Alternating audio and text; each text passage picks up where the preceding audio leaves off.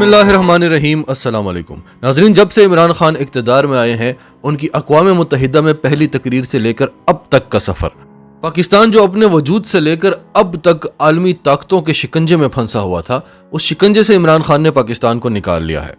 आज अमरीका को पाकिस्तान की याद सता रही है, किस तरह से वो पाकिस्तान को इस्तेमाल किया करता था। दुनिया की बड़ी से बड़ी आलमी ताकत हो, अगर उसे कोई तोड़ सकता है तो वो पाकिस्तान है। सोवियत यूनियन जो उस वक्त की सबसे बड़ी सुपर पावर थी, उसे तोड़ने वाला मुल्क पाकिस्तान था। अफगानिस्तान में इस वक्त की सबसे बड़ी सुपर पावर बैठी हुई थी, उसे यहां से लात मारकर निकालने वाला पाकिस्तान है। यही काम अमेरिका ने भारत से लेने की कोशिश भी की, लेकिन वो उल्टा अपने इलाकों पर इलाके चीन के हवाले करते जा रहे हैं। फौजी कान पकड़ पकड़ कर माफिया मांगते हैं चीनियों से। यही काम अमेरिका ने यूक्रेन से भी लेने की कोशिश की। अब देखें उनका क्या हाल हो रहा है।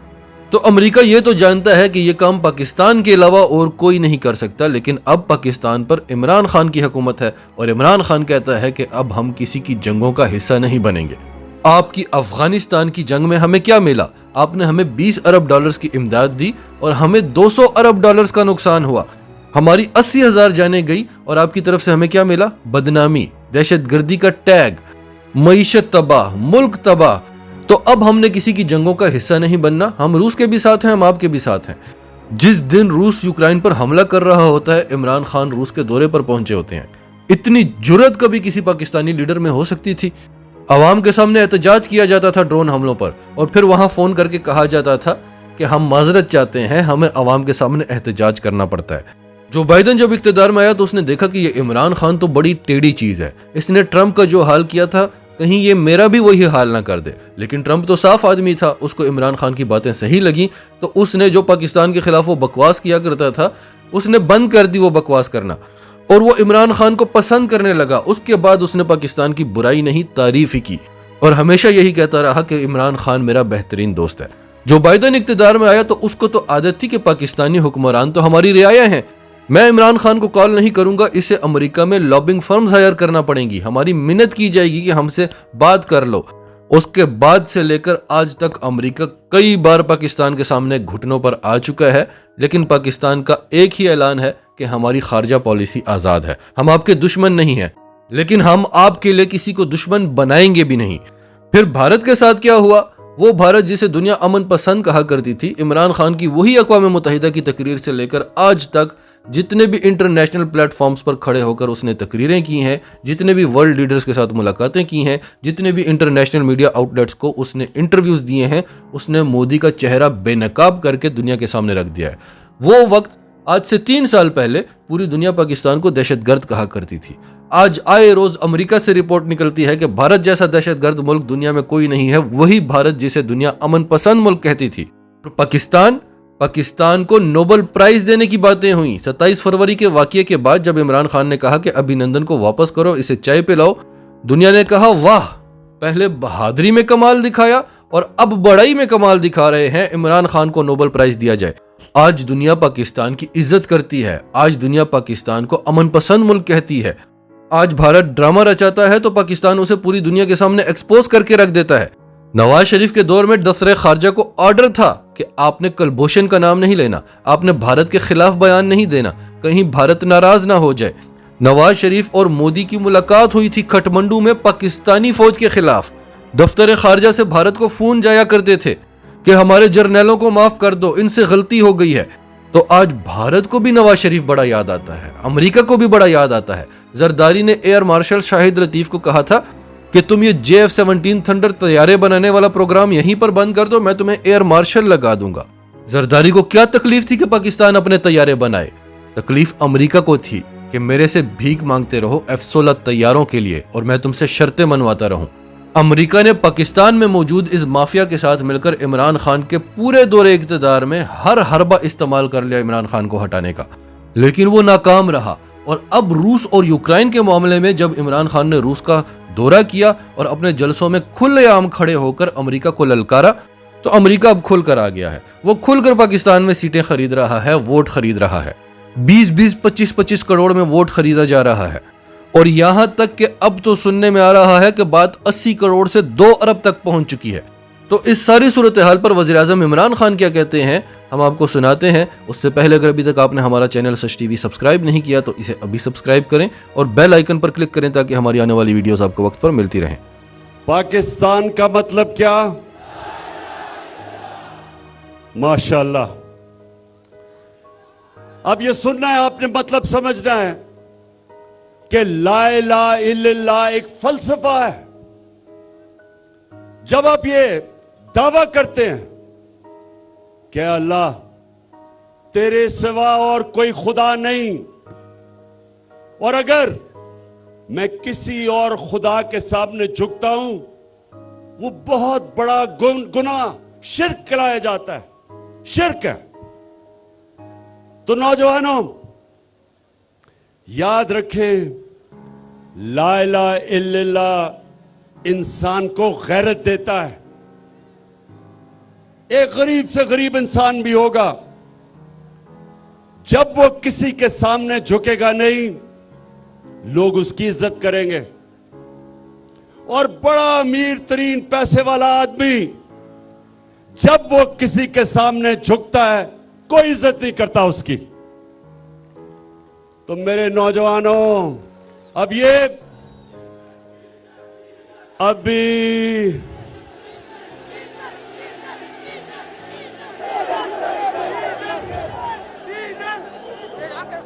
मेरी जनरल बाजवा से बात हो रही थी। उन्होंने कहा कि इमरान देखें, फजल रहमान को डीजल ना कहना।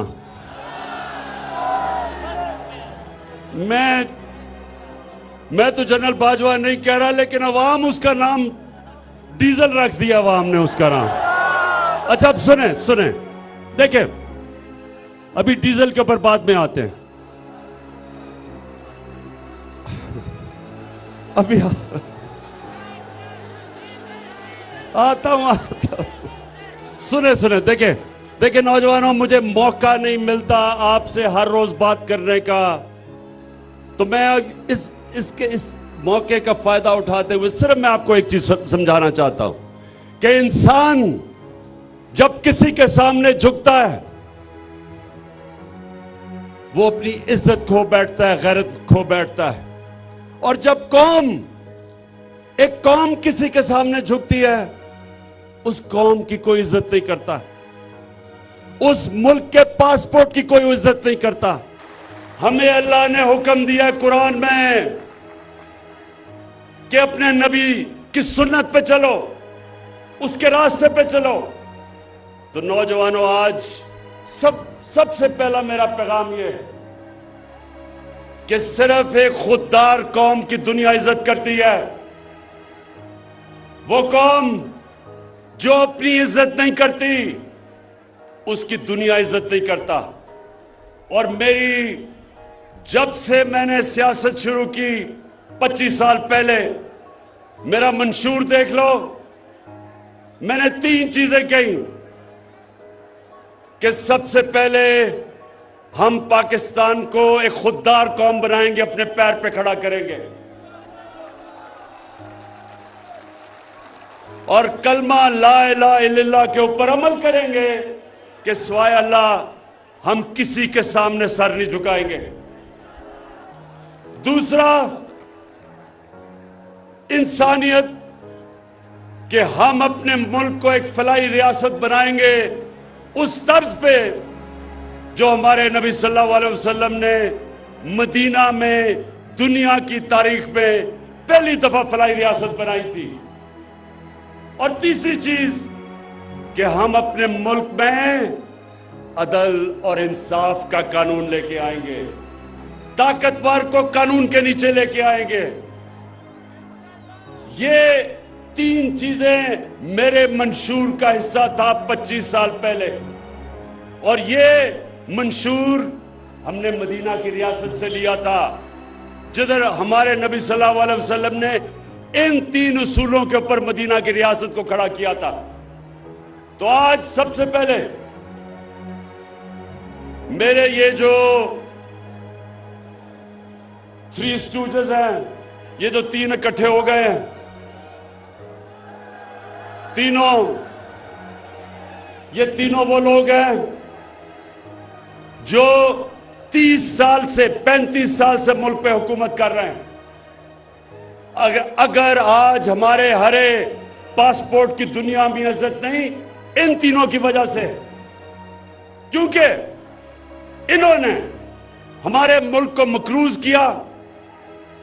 इन्होंने जाके जो भी बड़े बड़ी पावर थी उनके सामने झुके।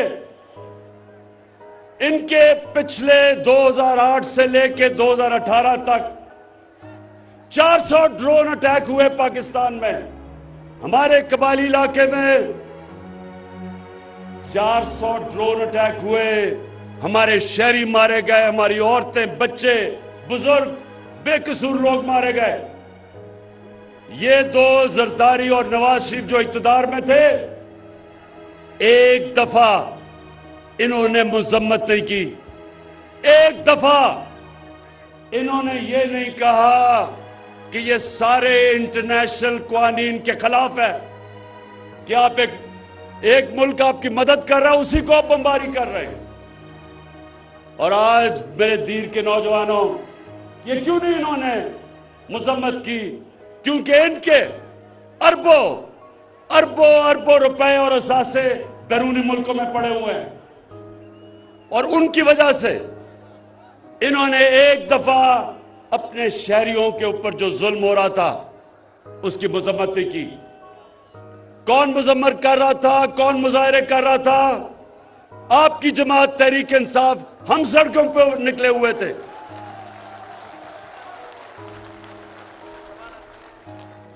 और अभी शाह महमूद कुरैशी ने बात की, हिंदुस्तान से मिसाइल आया। यही हिंदुस्तान जब नवाज शरीफ इक्तदार में था तो नरेंद्र मोदी बार बार पाकिस्तान की फौज को दहशतगर्द कह रहा था, पाकिस्तान के आर्मी चीफ को दहशतगर्दों का सरबराह कह रहा था।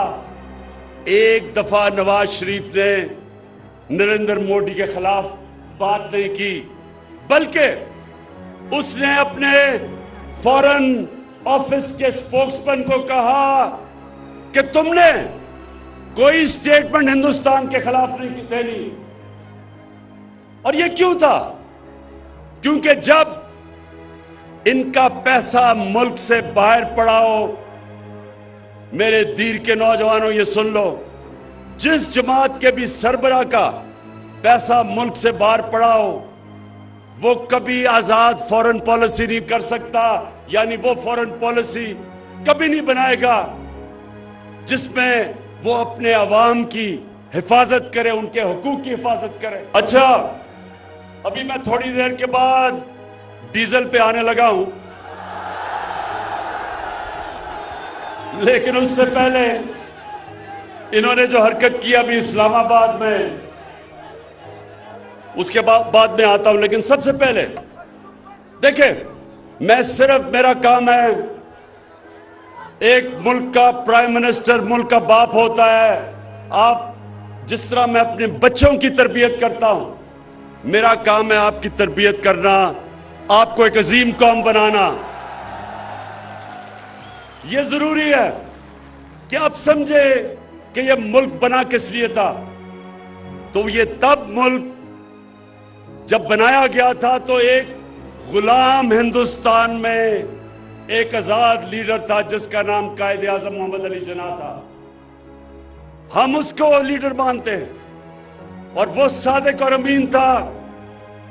वो एक ऐसा लीडर था जो दलेर था, जो उस वक्त अंग्रेज की आंखों में आंखें डाल के बात करता था, और उसने अपनी जान की बाजी लगाई हमें आजादी दिलवाने के लिए।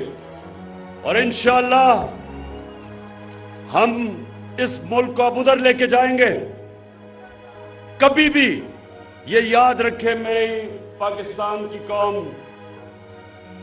कि क्योंकि हमारा नस्बुल ऐन जब शुरू किया था, इया कनाबुदु व इया कनस्ताइन था, कभी मैं ना कभी किसी के सामने झुका हूं, और इंशाअल्लाह कभी आपको किसी के सामने झुकने नहीं दूंगा। अब मैं एक बात अपनी फौज के ऊपर करना चाहता हूं।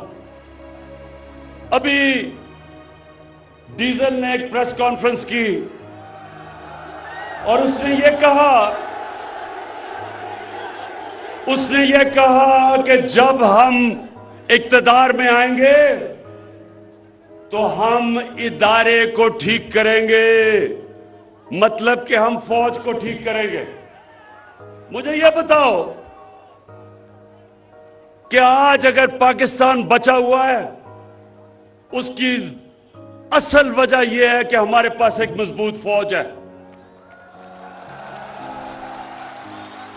आज आप नौजवानों मुसलमान दुनिया में देखें, मुसलमान दुनिया में कितना बड़ा अजाब आया हुआ है, तबाह हुए मुसलमान मुल्क।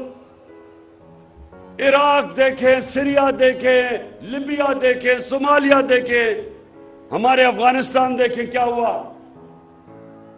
तो जब एक मुल्क के पास ताकत नहीं होती अपनी हिफाजत करने के लिए, वो आजाद नहीं रह सकते। इसलिए आज अगर हमारे दुश्मनों ने हमारे मुल्क को तोड़ा नहीं, जो उनका प्रोग्राम है 3 हिस्से में तोड़ने का, उसकी वजह हमारी फौज है। एक ताकतवर, मुसलमान दुनिया में सबसे ताकतवर फौज है। अब उसके पीछे कौन पड़ा हुआ है? पहले तो ये जो डीजल ने कहा है कि हम इदारे को ठीक करेंगे। आप कैसे ठीक करेंगे? आपने तो जिस इदारे को हाथ लगाया है, आप तीनों ने, 3 स्टूजेस ने, आपने सारे इदारे तबाह कर दिए। आपने तो अदालतों के ऊपर अटैक किया, आपने तो जजेस को खरीदा, आपने तो डंडों से सुप्रीम कोर्ट के चीफ जस्टिस को भगाया, आपने तो टेलीफोन कॉल कर करके जजों से फैसले लिए, आपने तो मीडिया के ऊपर लिफाफा जर्नलिज्म शुरू की, रिश्वत दी, आपने तो ये जो बाहर बैठा हुआ है इस मुल्क का सबसे बुज़दिल झूठा आदमी, कहते हैं, मुझे ये भी कहते हैं कि जी उसको भगौड़ा ना कहो। इतना वो भगौड़ा भी है और वो झूठा भी है। पहले झूठ बोल के गया कि मुशर्रफ के मैंने कोई 10 साल का कॉन्ट्रैक्ट नहीं किया। अब झूठ बोल के गया है कि जी मेरी तो तबीयत बहुत बुरी है, मैं तो मरने लगा हूं, अगर मैं बरतानिया ना गया तो मैं मर जाऊंगा। तो तब गया तो उसने, सुने जरा, उसने छांगा मांगा की सियासत शुरू की, उसने सियासतदानों की कीमतें लगाई, उस आदमी ने ये लिफाफा सहाफत शुरू की, उस आदमी ने आर्मी चीफ को, आसिफ नवाज जंजुआ को BMW गाड़ी से रिश्वत देने की कोशिश की। तो वो आज फौज को ठीक करेंगे। वो आदमी है जिसने काठमांडू के नेपाल में नरेंद्र मोदी से छुप के मिल रहा था अपनी फौज के खिलाफ, जिसने नरेंद्र मोदी को शादी पे बुलाया जो कि कश्मीरियों के ऊपर जुल्म कर रहा था। क्या वो ठीक करेगा फौज? या वो डीजल जिसने अमेरिकन एम्बेसडर के पास बैठ के कहा, एन पैटरसन के, उसने अमेरिकन एम्बेसडर को कहा कि मैं आपकी खिदमत करने के लिए तैयार हूं, मुझे भी एक मौका दे दो। और या वो आसिफ जरदारी पाकिस्तानी फौज को ठीक करेगा। मुल्क की सबसे बड़ी बीमारी उसने, आसिफ जरदारी ने, सुने जरा, आसिफ जरदारी ने एक मेमो गेट हुआ था, अमेरिकनों को खत लिखता है कि जी मुझे अपनी फौज से बचा लो। क्या वो फौज को ठीक करेगा? या वो छोटा शोबा शरीफ? अब ये शहबाज शरीफ कहता कि इमरान खान ने बड़ा गलत किया कि वो यूरोपियन यूनियन को उसने उनकी मजम्मत की। शहबाज शरीफ, तुम ये जो टाई कमीज और सूट पहन के अंग्रेजी बोल के तुम समझते हो कि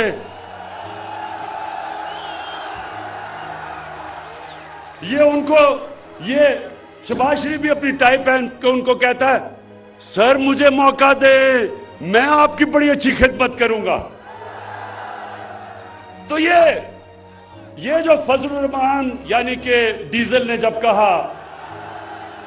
जब इसने ये कहा कि मैं इदारे को ठीक करूंगा, इक्तदार में आके हम करेंगे, यानी कि ये डाकुओं का गुलदस्ता फौज को ठीक करेगा, ऐसे ख्वाब भूल जाओ। मैं इन सारों को एक पैगाम देता हूं, मैं इन सबको एक पैगाम देता हूं कि इंशाअल्लाह दूध का दूध पानी का पानी होने लगा। आपने वो किया जो कप्तान अल्लाह से दुआ कर रहा था कि अल्लाह ये अदम एतमाद मेरे पे करें। मैं ये दुआ इसलिए कर रहा था क्योंकि हर थोड़ी देर के बाद जी धरना देने आ रहे हैं, गवर्नमेंट अगले महीने जा रही है, गवर्नमेंट उससे अगले महीने जा रही है। शुक्र है कि आपने अदम एतमाद करके एक ही दफा मुझे मौका दिया कि मैं एक गेंद से 3 विकेट इंशाल्लाह गिराऊंगा, और इंशाल्लाह एक दिन पहले अदम एतमाद से ये सारी कौम देखेगी डी चौक में इंसानों का समुंदर होगा इस्लामाबाद में। अच्छा एक मिनट आपने वो सोशल मीडिया पे देखा है? एक मिनट सुन ले मैं क्या कहने लगा हूं। नवाज शरीफ बैठा हुआ है अमेरिका के सदर के साथ, हाथ में उसने पर्ची पकड़ी हुई है और उसकी कांपे टांग रही हैं। पर्ची पकड़ के वो घबराया हुआ बैठा है कि उसका आका नाराज ना हो जाए, कहीं नाराज हो गया तो उसका सारा पैसा इतनी मेहनत से जो चोरी किया हुआ है बार वो ना कहीं पकड़ा जाए। तो अब मैं वो बिलावल बच्चे की क्या बात करूं,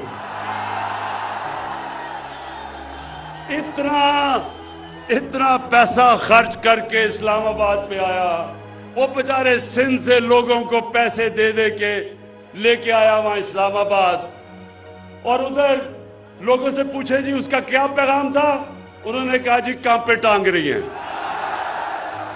अच्छा सुने आप, दूसरी चीज देखें, मैं बाद में ये जब तक बिलावल सियासत छोड़ेगा तो नए अल्फाज निकलाएंगे, जिस तरह कांपे टांग रही है, चीनी उग रहा है, और एक और वो क्या बारिश आता है।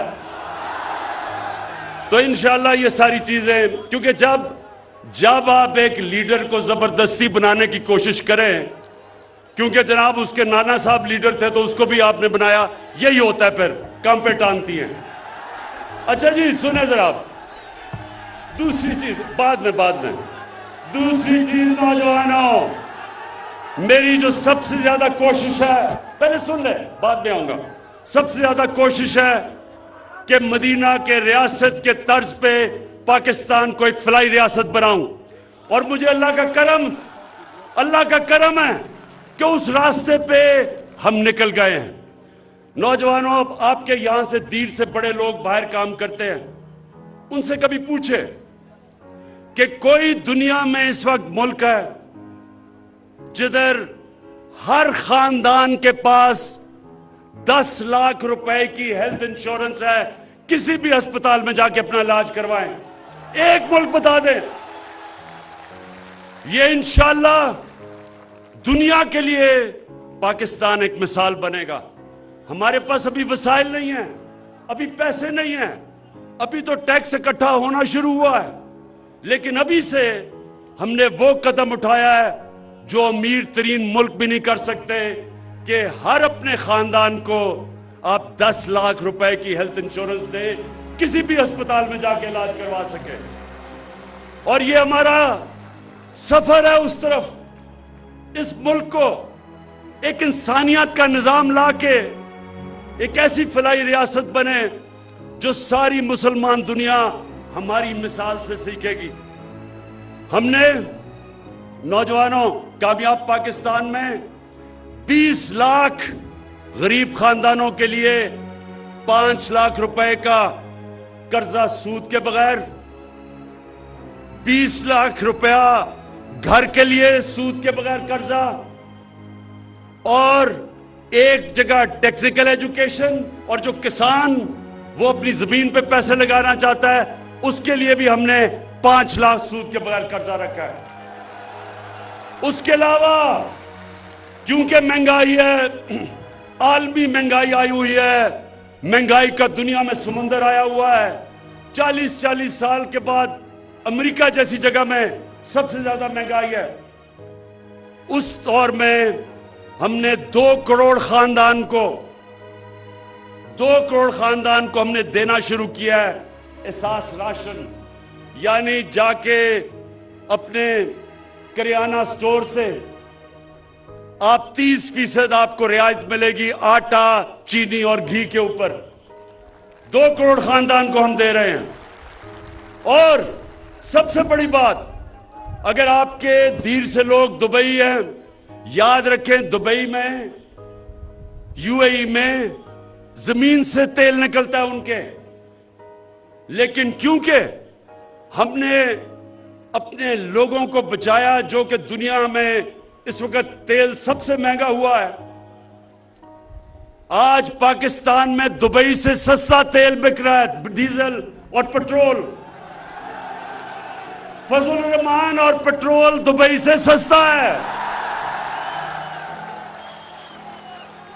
फजल रहमान को मैं चाहूंगा जरा कभी किसी पेट्रोल पंप पे जाके खुद ही चेक कर ले कि डीजल की कीमत क्या है। अच्छा सुने आप, और आखिरी चीज, ये 2 और मैंने बातें कर दी हैं। और कानून की बालादस्ती का मतलब, जो मदीना की रियासत में मेरे नबी सल्लल्लाहु अलैहि वसल्लम ने, उन्होंने कहा था, ये नौजवानों अपने कानों में डाल लो, कि मैंने जब ये इंसाफ की तहरीक शुरू की थी, मैं अपने नबी की सुन्नत पे चल रहा था। उन्होंने कहा था कि जिस माशरे में इंसाफ नहीं, जिस माशरे में इंसाफ नहीं, और इंसाफ का मतलब कि कमजोर और ताकतवर के लिए कानून, उन्होंने कहा तुम्हारे से पहले बड़ी कौमें तबाह हुई, जिधर जब ताकतवर डाकू चोरी करता था तो उसको सजा नहीं मिलती थी, सिर्फ जब कमजोर गरीब चोर जब चोरी करता था उसको जेल में जब डालते हो कौम तबाह हो जाती है। आज जो मेरा मुकाबला है ये इन 3 डाकुओं से, ये तीनों डाकुओं से मेरा मुकाबला है। और जिस तरह मैं फिर अल्लाह तेरा शुक्र अदा कर रहा हूं कि इन्होंने अदम एतमाद कर दिया, ये मेरी नशिस्त में आ गए हैं, एक इन स्विंग यॉर्कर से तीनों की विकेटें इंशाल्लाह गिराऊंगा। ये जो 3 डाकू हैं ये मेरे से क्या मांग रहे हैं, क्या मांग रहे हैं मेरे से? NRO। शाबाश, माशाल्लाह माशाल्लाह, मेरी नौजवान कौम में बहुत शऊर है, मैं दाद देता हूं आपको। मेरे कहते हैं जी इमरान खान हम तुम्हारी गवर्नमेंट गिरा देंगे अगर तुम हमारे करप्शन के केस बंद नहीं करोगे। मैं इनको कहता हूं गवर्नमेंट गिरानी तो मेरे लिए आसान चीज है, मुझे अपनी जान भी देनी पड़े मैं तुम्हें नहीं छोड़ूंगा। मैं तुम्हारे सामने पॉलिटिक्स नहीं कर रहा, मैं तुम्हारे खिलाफ जहाद लड़ रहा हूं। आपने, मेरे नबी ने कहा कि ताकतवर डाकू जब चोरी करता है आप उसको सजा नहीं देते, मुल्क तबाह हो जाता है। अल्लाह ने इस मुल्क को हर नेमत से नवाजा है, हर चीज दी है, लेकिन क्यों हम उतना अजीम मुल्क नहीं बन सके जो हमें बनना चाहिए था? क्योंकि इस मुल्क में बदकिस्मती से अब तक जो बड़ा डाकू चोरी करता है, हमारा सारा इंसाफ का निजाम उसको सजा नहीं दे सकता। सिर्फ जेल भरे हुए हैं बेचारे गरीब लोगों से जो मजबूरी में चोरी करते हैं।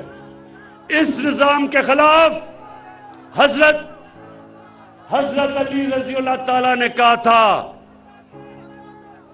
कि कुफर का निजाम चल जाएगा, लेकिन जुल्म और नाइंसाफी का निजाम नहीं चल सकता। इंशाअल्लाह मैं अपने अल्लाह के सामने वादा करके आया था कि अल्लाह, जब तक मेरे में जान है, मैं इस मुल्क में इंसाफ की जंग लड़ूंगा। ये जो डाकुओं का टोला इकट्ठा हो गया है, अब इनकी तीनों की शक्लें तो जरा पहले देखें। एक तरफ खतरनाक डीजल, दूसरी तरफ शक्ल से डाकू लगने वाला जरदारी, और तीसरी तरफ ड्रामाबाज शोबाज। अब ये तीन चूहे निकले हैं मेरा शिकार करने के लिए, और इंशाअल्लाह इनका शिकार होगा जल्दी।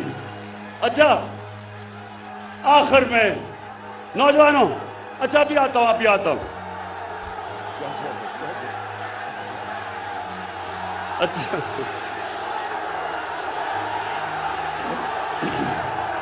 अच्छा सुने, अब तीन चीजें मेरे नबी सल्लल्लाहु अलैहि वसल्लम ने मदीना की रियासत में तीन उसूल बनाए थे: खुददारी, इंसानियत और इंसाफ।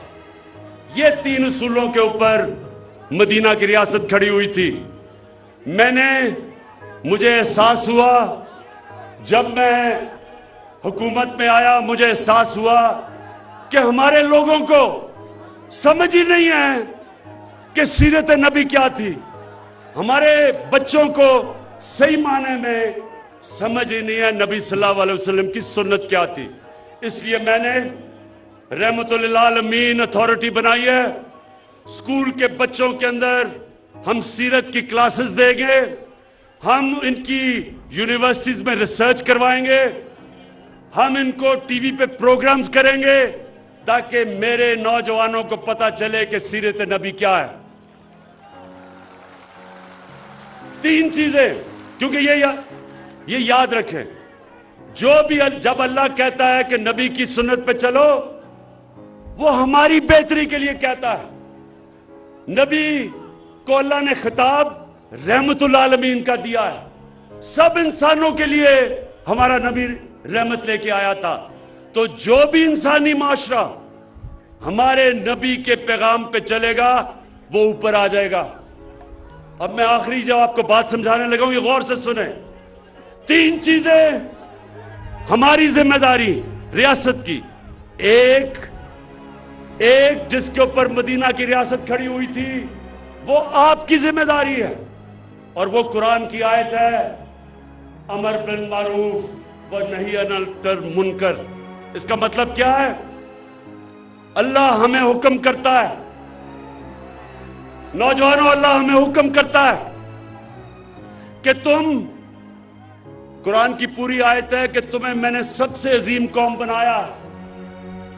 तुम अच्छाई के साथ खड़े होते हो, अच्छाई के लिए जिहाद करते हो, और बुराई के खिलाफ खड़े होते हो, और बुराई के खिलाफ जिहाद करते हो। यानी कि जब अच्छा बुरा होता है तो अल्लाह ने हमें इजाजत ही नहीं दी कि हम न्यूट्रल हो जाएं। जानवर न्यूट्रल होता है, जानवर में अच्छे बुरे की तमीज नहीं होती। इंसान अच्छाई के साथ खड़ा होता है। अब मैं आपको मिसाल देता हूं। आजकल ये सारी ऑपोजिशन, इनके लोग थैले नोटों के लेके फिर रहे हैं। सारी कौम के सामने 15-15, 20-20 करोड़ हमारे एमएनएस को कह रहे हैं कि अपना जमीर बेच दो। ये सारी कौम के सामने तमाशा हो रहा है। कि ये हुकूमत कैसे गिराएंगे, नंबर तो है ही नहीं इनके पास, ये कैसे गिराएंगे। ये कोशिश कर रहे हैं कि हमारे एमएनएस की जमीर को खरीदो, 15-20 करोड़ की थैलियां लेके फिर रहे हैं। अब मैं नौजवानों आपको बताऊं, मेरा इतना टाइम गुजरा है मगरिब में, बरतानिया में मैं यूनिवर्सिटी भी गया, क्रिकेट भी खेलता था। जो हमने जमहूरियत ली वो बरतानिया से ली।